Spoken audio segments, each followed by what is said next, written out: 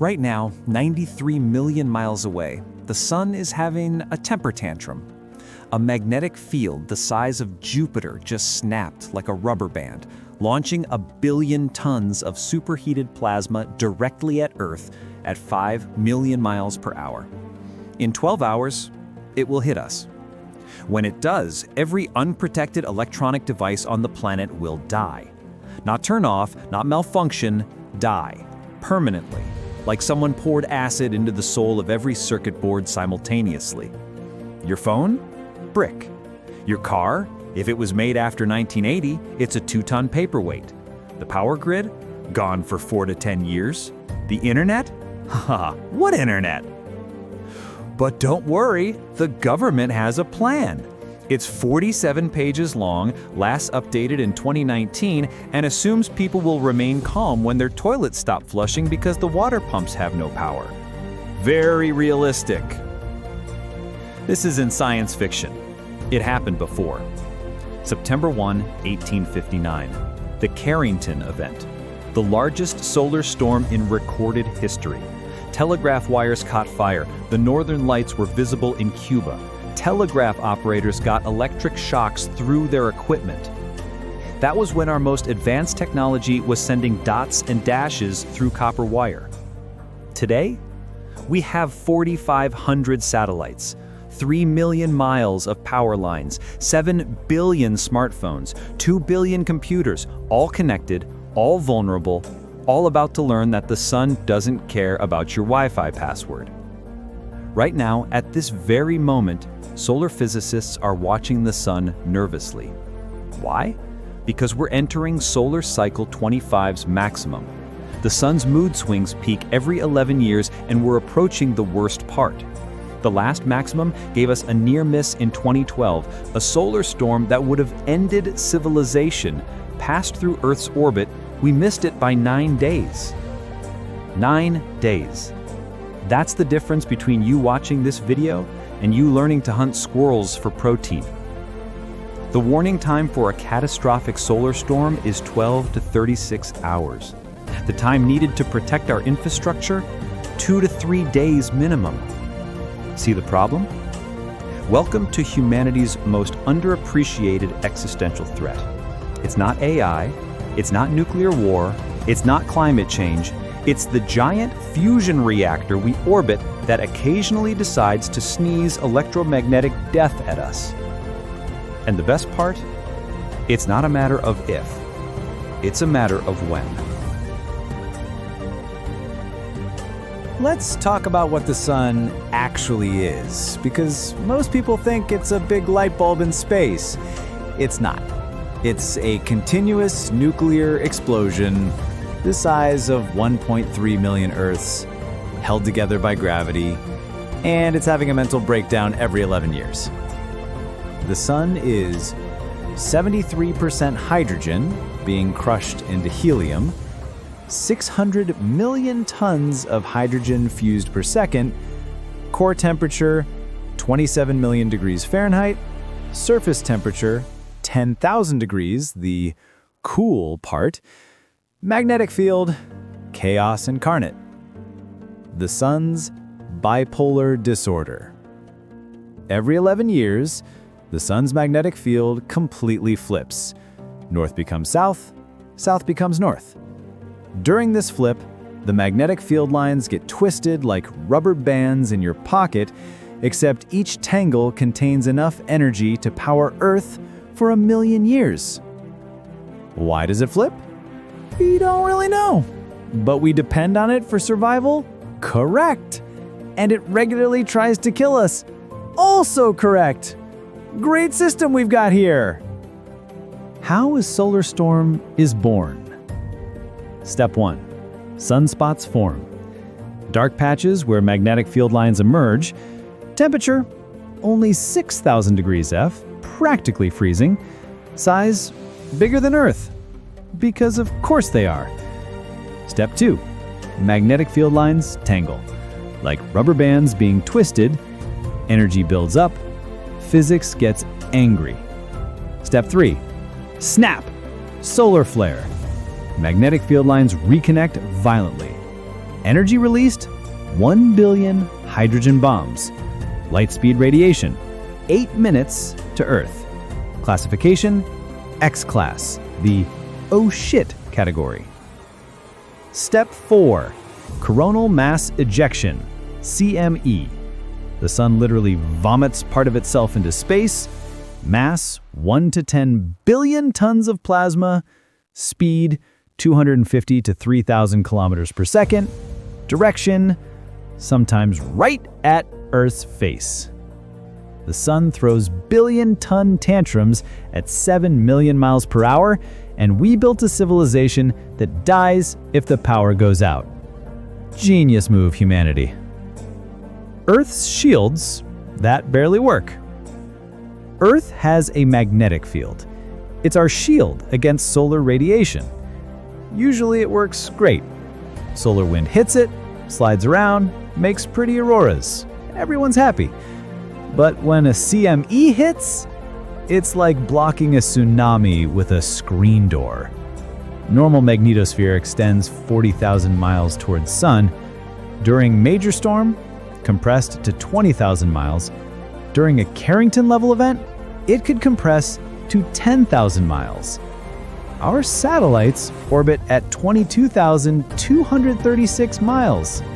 See the problem? The triple threat of solar storms. Wave 1, solar flare, 8 minutes. X-rays and UV radiation. Hits day side of Earth, ionizes upper atmosphere, radio blackouts, GPS errors, satellite damage. Wave 2, solar energetic particles, 15 minutes to 4 hours. Protons traveling at near light speed, radiation dose to astronauts, polar flight radiation, satellite electronics fried, deep charging of spacecraft. Wave 3, coronal mass ejection, 12 to 72 hours. The kill shot, billion tons of magnetized plasma, geomagnetic storm, power grid collapse, everything dies. It's a 3-course meal of destruction, and we're the main dish. The 11-year cycle of doom. Solar cycle 1, 1755 to 1766, when we started counting. Solar cycle 24, 2008 to 2019, surprisingly weak. Solar cycle 25, 2019 to 2030, currently in. We're approaching solar maximum 2024 to 2025. Number of sunspots increasing, X-class flares increasing, CMEs increasing, scientists' anxiety also increasing. July 23rd, 2012, the day we almost lost everything. A Carrington-level CME erupted from the sun. Speed? 3,000 kilometers per second, fastest ever recorded. It passed through Earth's orbit. We weren't there. We had passed that spot 9 days earlier. NASA later said, if it had hit, we'd still be picking up the pieces. 9 days. The difference between civilization and the Stone Age was 9 days. Do you feel lucky? Because we were once. The scales of doom. G-scale, geomagnetic storms. G1, minor, happens 1,700 times per cycle. G2, moderate, 600 times per cycle. G3, strong, 200 times per cycle. G4, severe, 100 times per cycle. G5, extreme, 4 times per cycle. Carrington Event, off the scale, estimated G6 if that existed. The DST index measures magnetosphere disturbance in nanoteslas. Normal, 0 to -20 nanoteslas. Moderate storm, -50 to -100 nanoteslas. Severe storm, -200 to -350 nanoteslas. Carrington Event, estimated -1760 nanoteslas. We measure how fucked we are in nanoteslas. Very scientific, very precise, very useless when your phone is dead. September 1, 1859. Richard Carrington, a British astronomer, is sketching sunspots because Netflix doesn't exist yet.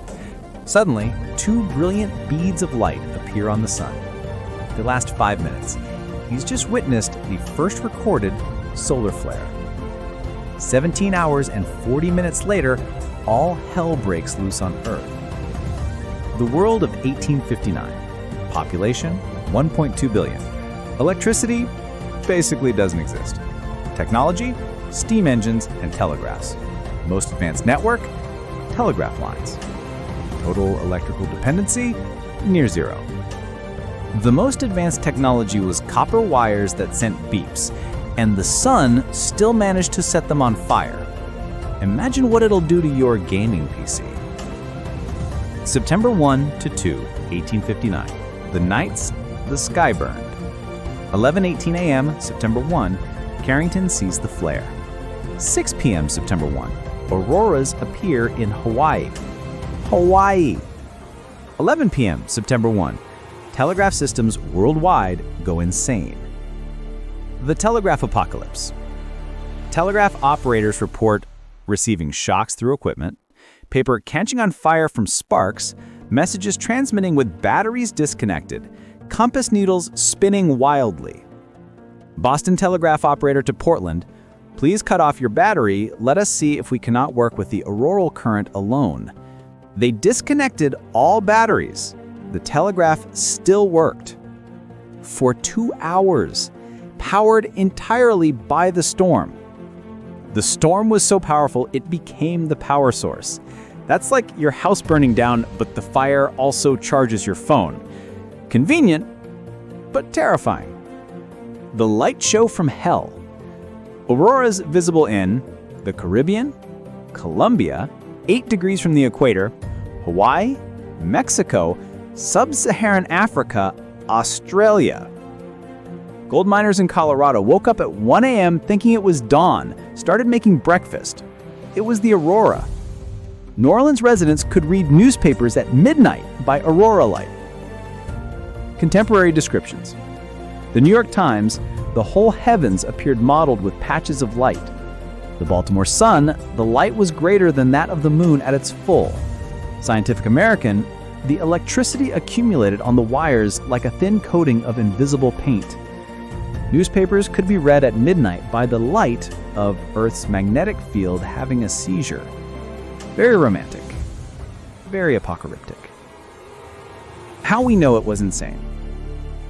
Ice cores from Greenland show nitrate spike, atmospheric ionization, beryllium-10 spike, cosmic ray interaction, largest solar event in 500 years. Tree rings show carbon-14 spike, growth anomalies, cellular damage from radiation. The 1859 damage report. Total telegraph lines, 200,000 miles. Lines damaged, 100,000 plus miles. Fire started, hundreds. Deaths, unknown. Electrocutions not properly recorded. Economic damage, $15 million, 1859 dollars. In today's money, $500 million. For technology that was just wires. Just wires. If Carrington happened today, 1859 infrastructure, 200,000 miles of telegraph, 0 power grids, 0 satellites, 0 computers, 4 billion smartphones, and population 1.2 billion. We're 10,000 times more vulnerable and 8 times more populated. What could possibly go wrong? The storm history we ignore. May 1921, the New York Railroad storm. 50% strength of Carrington. Entire signal and switching system of NYC railroads knocked out. Fires in telegraph stations. Would cause $1 to $2 trillion damage today. March 1989, the Quebec blackout. 25% strength of Carrington. Quebec power grid collapsed in 90 seconds. 6 million without power for 9 hours. In winter, in Canada. Transformers destroyed in New Jersey. October 2003, the Halloween storms. 15% strength of Carrington, 14 satellites damaged, astronauts took shelter, power outages in Sweden, GPS offline for 30 hours. Each storm was weaker than Carrington, each still caused chaos. Carrington itself, we're not ready. We'll never be ready. How often do these happen? Based on ice cores and tree rings, Carrington level, every 100 to 150 years. Quebec level, every 50 years. Significant storms, every 25 years. We're overdue for all of them. Last Carrington level, 1859, 165 years ago. Last major storm, 1989, 35 years ago. Statistical probability of Carrington level by 2030, 12%. 12% chance of civilization ending in 6 years. Those are worse odds than roulette. But sure, keep scrolling TikTok. Let me walk you through exactly what happens when a Carrington-level event hits modern Earth, hour by hour, system by system, one electromagnetic apocalypse at a time. T-minus 36 hours. Detection. Solar observatories detect massive X-class flare. CME confirmed Earth-directed. Speed, 3,000 kilometers per second. Arrival time, 36 hours. NOAA issues alert. G5 extreme geomagnetic storm warning. Media. Scientists warn of aurora visible in Florida. Reality. Civilization might end Tuesday. The headlines will focus on pretty lights while the power grid prepares to commit suicide. T-minus 24 hours. The scramble. Power companies shut down everything. Also, power companies, we can't shut down everything. Satellite operators begin moving satellites to safe mode. GPS starts glitching. Airlines rerouting polar flights. Governments don't panic while panicking. T-minus 12 hours. Public awareness. Social media. OMG, Aurora selfie tonight. Preppers, I told you so. Scientists screaming internally. Governments, everything is under control. Narrator, nothing is under control. Stock markets, flash crash. Gas stations, lines forming. Grocery stores, panic buying begins. Banks, please don't all withdraw at once. The same people who panic bought toilet paper for COVID are about to learn what real disruption looks like. T-minus 1 hour. Final preparations. Power grid operators manually disconnecting transformers, hospitals switching to backup power, data centers praying to various deities, ISS astronauts hiding in shielded compartments. The CME is now visible to solar satellites. It looks like a wall of fire in space, because that's essentially what it is.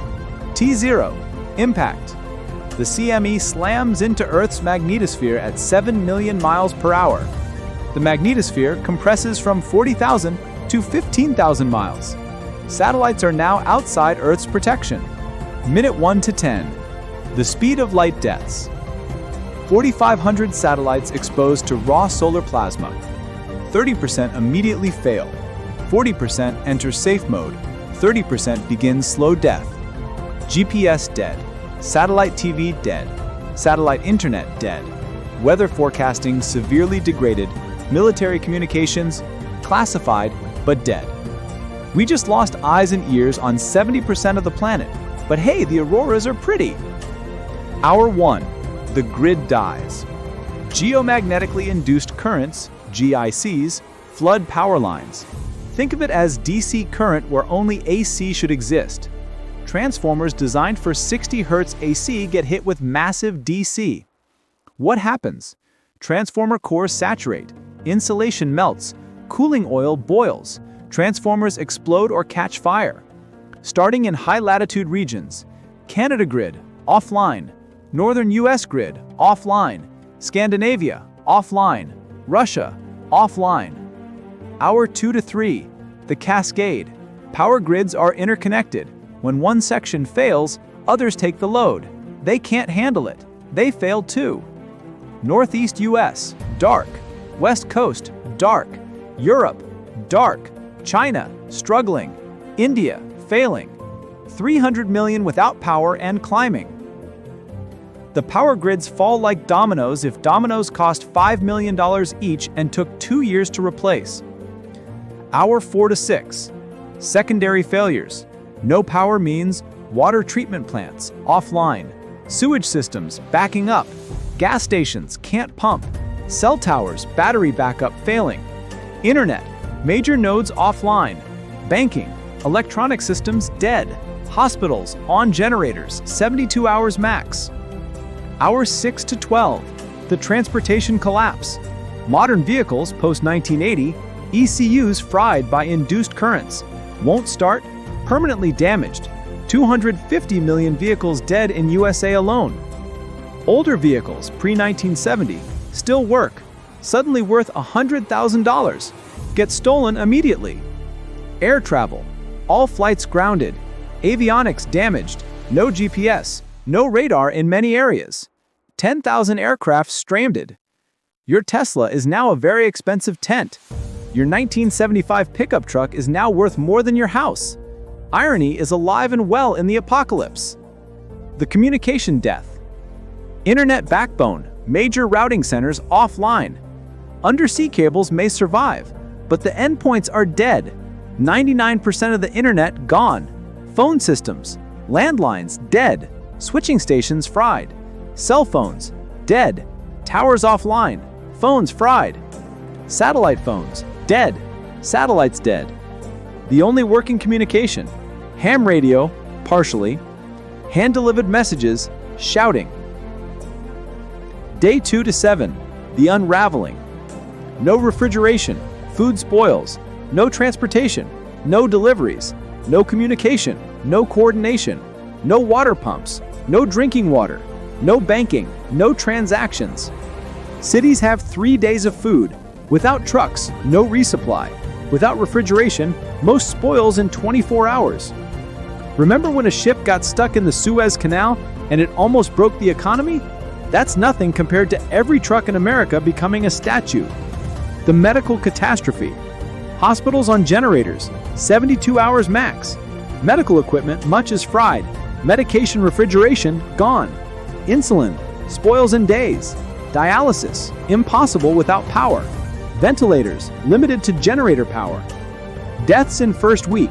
Immediate medical needs, 100,000 plus. Heat or cold exposure, 50,000 plus. Violence or accidents, 10,000 plus. Medication loss, 200,000 plus. Week 2 to 4, social collapse. No government communication, no emergency services, no law enforcement coordination, no military command structure. What fills the vacuum? Local strongmen, gangs, militias, neighborhood protection groups, chaos. The government's 47-page PDF about maintaining calm assumes the PDF can be read. On what? Cave paintings? Here's the part nobody understands. It's not about turning the power back on. It's about replacing equipment that takes years to build, with factories that no longer have power, using materials we can't transport, with workers who are busy trying not to die. The transformer problem. Extra high voltage transformers. Cost $5 to $10 million each. Weight 200 to 400 tons. Manufacturing time 12 to 18 months. Global production capacity 100 per year. USA inventory 2,000 plus. Destroyed by Carrington Event 300 to 600. We need 600 transformers. The world makes 100 per year, with working factories which need power, which needs transformers. See the problem? How to build a transformer, simplified. Step 1, mine iron ore, needs power. Step 2, smelt into steel, needs power. Step 3, create specialized electrical steel, needs power. Step 4, wind copper coils, needs power. Step 5, assemble 400-ton unit, needs power. Step 6, test extensively, needs power. Step 7, transport on special rail cars, needs power. Where transformers are made: USA, 15% of global capacity. China, 40% of global capacity. South Korea, 20% of global capacity. Germany, 15% of global capacity. Others, 10%. All will be hit by the storm. All will lose power. All will need transformers themselves. Hey China, can you send us transformers? We have no power either. Can you make them without power? Can you pay without banks? Then, the shipping impossibility. EHV transformers require special rail cars, 12-axle minimum, routes planned months in advance, bridges checked for weight capacity, roads closed for transport, police escorts. Without power, no rail signals, no bridge monitoring, no traffic control, no fuel pumps, no coordination. Each transformer's journey 6 to 12 months, normally. During grid collapse, impossible. The strategic reserve that isn't. U.S. Strategic Transformer Reserve. Established 2015. Total spares? 5. Not 500, 5. We have a strategic petroleum reserve with 600 million barrels. We have 5 spare transformers. Priorities. The global scramble. Every country hit needs transformers. Manufacturing capacity, 100 per year globally. Global need, 2,000 plus. Who gets them? Highest bidder? Military force? First come, first served? Nobody? Because factories have no power? The expertise extinction. Electrical engineers who understand EHV transformers, global total approximately 5,000. USA, approximately 500. Average age, 55. Years to train replacement, 10 years. During collapse, can't communicate, can't travel. Busy surviving. Knowledge dies with them. We have more influencers than transformer engineers. That seems like poor planning for a civilization that dies without electricity. What else dies forever? Semiconductor fabs. Clean rooms contaminated. Recovery time? 2 to 5 years minimum. Cost? $20 billion per fab. Oil refineries. Control systems fried. Recovery time? 1 to 2 years. Many never recover. Too dangerous. Nuclear plants. Safe shutdown, but restart impossible. Cooling pond pumps need external power. Spent fuel pools become dirty bombs without cooling. The cost of recovery. Lloyd's of London estimate for a Carrington-level event. USA alone, $2.6 trillion. Global, 10 to 20 trillion. Time to recovery, 4 to 10 years. Permanent economic loss, 10 to 15% of global GDP. That's assuming no wars break out, international cooperation continues, supply chains somehow restart, population remains calm. Yes, humans are famous for remaining calm and cooperative during catastrophes. Just look at Black Friday shopping. Who gets power first? Government says 1. Hospitals. 2. Water treatment. 3. Emergency services. 4. Military. 5. Government. 6. Banking. 7. Food distribution. 8. Everyone else. Reality: 1. Whoever has guns. 2. Whoever has transformers. 3. Whoever has fuel. 4. Rich neighborhoods. 5. Everyone else never. The Amish laughed last. Communities unaffected? Amish. Electricity is worldly anyway. Remote villages? You had electricity? Preppers. I told you so. For 3 weeks until supplies run out. Cuba. First time? The Amish were right all along. The Unabomber's manifesto suddenly makes sense. Technology was a mistake.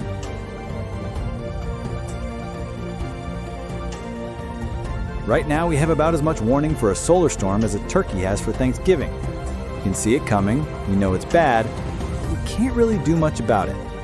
Our eyes on the sun. SOHO, Solar and Heliospheric Observatory, launched 1995, still working. Location, L1 point, 1.5 million kilometers from Earth. Seas, CMEs launching. Warning time, 12 to 72 hours.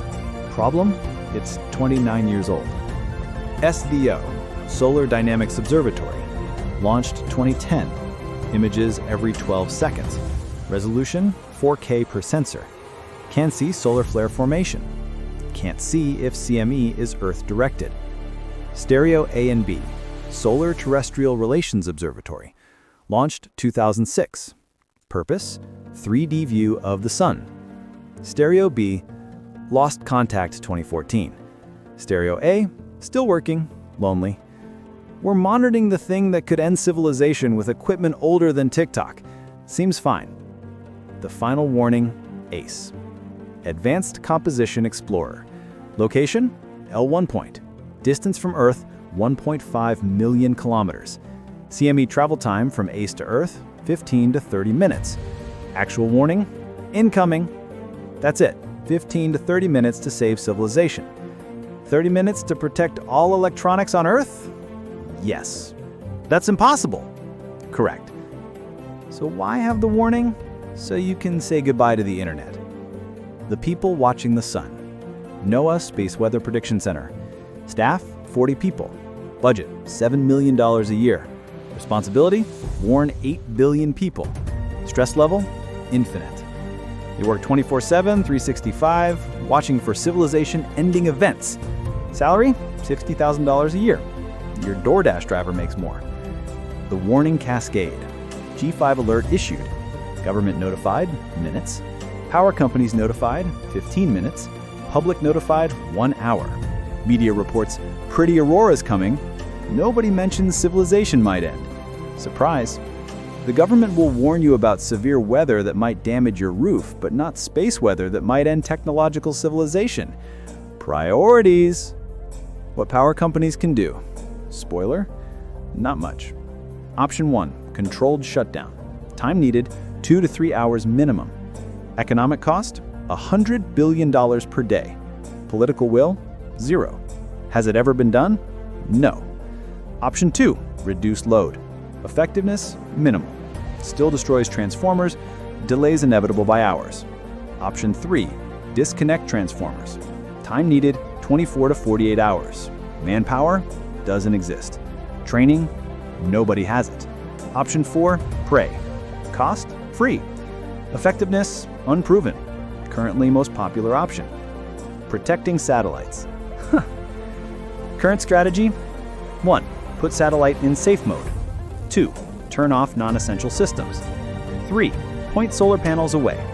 4, hope. Success rate? Unknown, because we've never had a Carrington-level event with satellites. Number of satellite operators? 70 plus countries. Coordination between them? Minimal. Language barriers? Significant. Result? Chaos. Everyone needs to coordinate perfectly in 30 minutes. In how many languages? All of them. This is gonna go great. The boy who cried wolf syndrome. Space weather false alarms. 2024, 47 warnings, 2 actual events. 2023, 62 warnings, 3 actual events. 2022, 38 warnings, 1 actual event. Result? Everyone ignores warnings. The one time it's real, still ignored. Global coordination. Doesn't exist. USA plan, save USA infrastructure. China plan, save Chinese infrastructure. EU, 27 different plans. Russia plan, what plan? Africa, you guys have infrastructure? International Solar Storm Treaty, doesn't exist. International Response Plan, doesn't exist. International Resource Sharing? Ha ha ha. We can't agree on climate change that takes decades. We're supposed to coordinate in 12 hours? Sure. What we can't see. Far side CMEs, invisible until too late. Stealth CMEs, no flare warning. Multiple CMEs can merge and accelerate. Solar polar events, no monitoring. we see maybe 60% of dangerous events.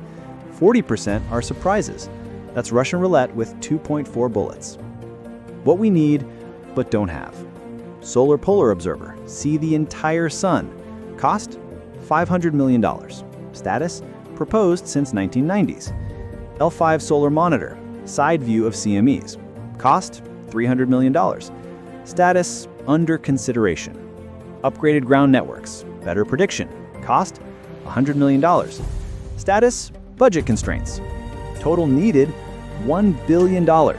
Annual global spending on pet costumes? $5 billion.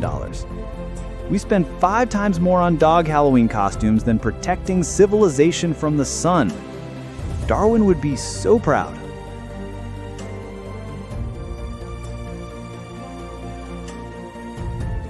There are actually ways to protect civilization from solar storms. We know exactly what to do. We have the technology. We have the knowledge. What we don't have is the will, the money, or the attention span. Solution 1. Harden the grid. Install GIC blocking devices. Cost per transformer, $500,000. Transformers needing protection, $2,000. Total cost, $1 billion. Annual U.S. military budget, $800 billion. Priority level, maybe someday. We'll spend $800 billion to protect us from other humans, but not $1 billion to protect us from the sun, because humans are scarier than the giant fusion reactor that could end civilization. Logic. Solution 2. Faraday everything. Build a Faraday cage around critical infrastructure, hospitals, water treatment plants, emergency services, food distribution centers, government facilities. Cost, $50 billion. Time to implement, 5 years. Political will, 0. Current protection, thoughts and prayers. Strategic reserves, what we should stockpile. 500 EHV transformers, 10,000 distribution transformers, 1 million inverters, 100 million surge protectors, critical electronic components. What we actually stockpile? 5 transformers, some paper clips, and a PDF about staying calm. The government has 30 days of oil reserves, but 0 days of transformer reserves. Because you can drink oil when the pumps don't work, right? What you can do, besides panic. The basic kit. Faraday bags for electronics, $20. Solar chargers, won't be fried, $100. Hand crank radio, $30. Water storage, 1 gallon per person per day. Non-perishable food, 3 months. Cash, ATMs won't work. Medications, 6-month supply. Generator, pre-1980s if possible. Guns, apparently necessary in America. Total cost, $2,000. Americans who are prepared, less than 1%. Americans with Netflix, 60%. Protecting your car. Option 1, buy pre-1980s vehicle. No electronics to fry. Currently cheap. After storm, worth more than Tesla. Option 2, EMP shield for modern car. Cost, $400. Effectiveness? Debated. Installation? DIY possible. Option 3, improvised Faraday garage. Aluminum foil and chicken wire. Looks insane. Might work. Neighbors will mock you until the storm. Your choices are drive a classic car, wrap your Prius in tin foil, or walk. Walking is free. Community level prep, fantasy edition. What communities should do. Buried power lines, local food production, water source protection, communication alternatives, medical supply reserves, mutual aid agreements. What communities actually do? Argue about parking, complain about 5G towers, nothing else. What other countries are doing? Finland, hardening entire grid. Timeline 2030. Cost 2 billion euros. Population 5.5 million. Chance of success? High. China, building duplicate infrastructure. Approach, 2 of everything. Cost, classified. Effectiveness, probably good. USA, forming committees. Committees formed, 47. Actions taken, 0. PDFs created, 2,847. Finland protects 5 million people, while America writes reports about maybe possibly thinking about potentially doing something someday. Why insurance won't save you? Solar storm insurance basically doesn't exist. Act of God clause excludes space weather. Business interruption, max 30 days coverage. Electronic device coverage, $1,000 limit. Total coverage for a Carrington event, around $0. Insurance company preparation, moving to cash reserves. Your preparation, you're on your own. Government continuity, classified but obvious. Mount weather, underground city for government. Raven Rock, Pentagon backup. Cheyenne Mountain, NORAD bunker. Denver Airport, definitely not suspicious. Government officials protected, 3,000. Citizens protected, good luck. The government has bunkers for itself, but tells you to shelter in place. Your place has windows. Their place has blast doors. Seems fair. Preparing the economy, impossible. Need, physical currency backup. Reality, 8% of money is physical. Need, non-electronic trading systems. Reality, everything is computerized. Need, local supply chains. Reality, everything is global. Need, barter systems. Reality, nobody knows how. The mental health aspect no one discusses. Post-storm mental health crisis. No social media, withdrawal. No entertainment, boredom. No communication, isolation. No information, anxiety. No comfort systems, despair. Therapists available? 0. No power. Medications available? Limited. Suicide prevention? Impossible. Result? Psychological collapse. We're not prepared for the power going out, let alone our entire digital existence vanishing. Gen Z might literally die from lack of TikTok. Here's the uncomfortable truth. The sun is getting angrier. Solar cycle 25 is exceeding all predictions. We're heading into a solar maximum in 2024-2025 that's already producing X-class flares monthly instead of yearly. Solar cycle 25, the overachiever. Predicted sunspot maximum, 115. Current trajectory, 200 plus. X-class flares in 2023, 12. X-class flares expected, 3. Scientists, this is concerning. The sun is having a midlife crisis, and we're the sports car it's going to crash. Plot twist. Climate change makes it worse. Warming atmosphere expands into space. Satellite drag increases. Orbital decay accelerates. Satellites during a storm, more vulnerable. Scientists, we didn't model for this. Climate change and solar storms, it's like the universe is playing disaster bingo. What's coming? 2024-2025 solar maximum. Expected X-class flares, 20 plus. Major storm probability, 35%. Carrington-level probability, 2%. 2029-2031, next solar maximum. Predicted intensity, unknown. Could be stronger, climate effects. Could be weaker, solar grand minimum. 2050-2100, the uncertainty zone. Grand solar minimum possible, 30% chance. Super maximum possible, 20% chance. Normal cycles, 50% chance. Preparation level, 0% regardless. The race, hardening versus vulnerability. Technology getting more vulnerable. Smaller circuits, easier to fry. More connectivity, cascade failures. AI dependent, needs constant power. Quantum computers, extremely sensitive. Protection improving, better prediction models, hardening techniques developing, awareness increasing slightly, preparation still basically 0. We're making everything more vulnerable while sort of thinking about maybe protecting it someday. It's like building a house of cards in a wind tunnel. The Mars problem. Mars has no magnetic field. Solar storms hit directly. Colonists would need underground habitats, constant shielding, storm shelters, and acceptance of cancer. Elon Musk, we'll make life multiplanetary. The sun, I'll kill you on multiple planets. The really long term.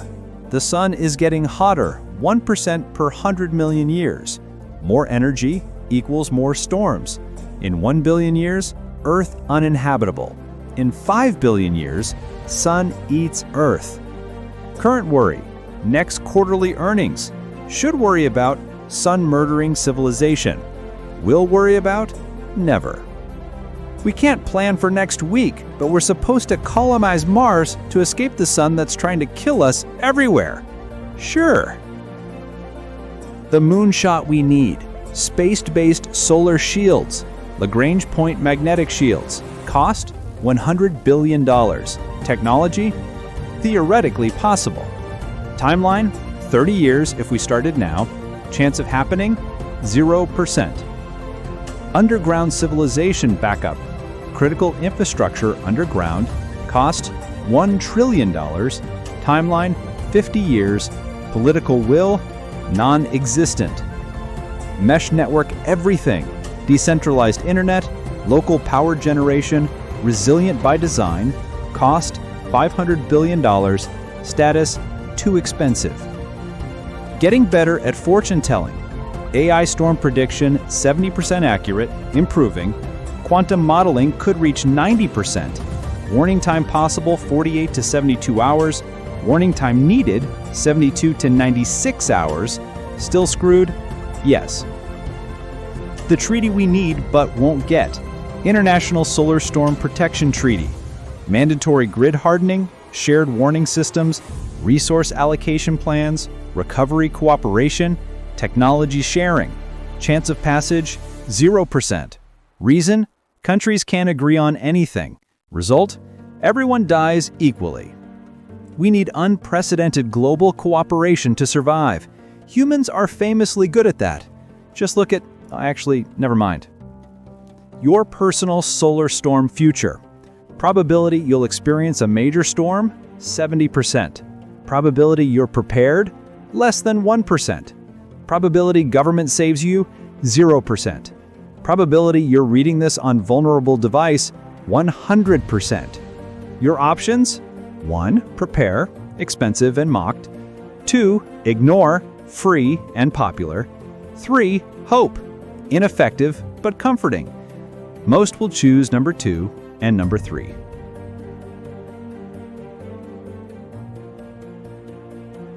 "93 million miles away, a giant nuclear furnace is having mood swings that could end civilization in 12 hours.